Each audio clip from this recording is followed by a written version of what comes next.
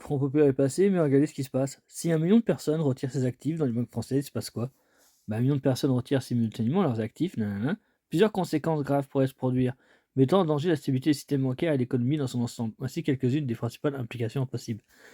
Panique bancaire, le bank run. Un retrait massif des dépôts pourrait provoquer une panique bancaire. De plus en plus de clients se précipitent pour retirer leurs fonds, craignant que les banques ne soient pas solvables. Cela peut mener à une spirale de panique. Problème de liquidité. Les banques ne détiennent qu'une petite fraction des dépôts en liquidité disponible.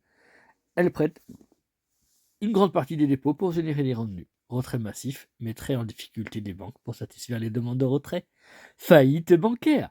Si les banques ne peuvent pas répondre aux demandes de retrait, certaines pourraient faire faillite. Cela pourrait entraîner une perte de confiance généralisée dans le système bancaire. Intervention de l'État, le gouvernement et la Banque centrale devraient probablement intervenir pour stabiliser la situation. Cela pourrait inclure l'injection des liquidités dans les banques. Mais cela est irréalisable. Impact sur l'économie réelle. Chute de la bourse. Magnifique. Voilà. La hausse des taux d'intérêt. La perte de confiance. Lisez bien. En résumé, c'est la fin du pays.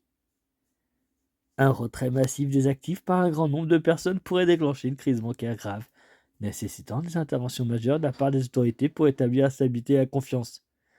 Mais malheureusement, cela n'est pas faisable. Ce serait la fin. Et là, c'est seulement avec 1 million de personnes. Imaginons si 10 millions le font.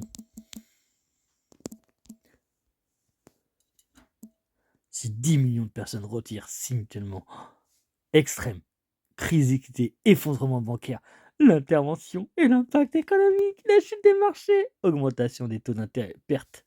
Ah, et voilà. Voilà ce qu'il reste à faire, les gens. Panique bancaire, crise de liquidité, effondrement bancaire, intervention massive de l'État, impact économique, chute des marchés, augmentation, perte. Et voilà, je vous ferai une vidéo complète. Bye les amis.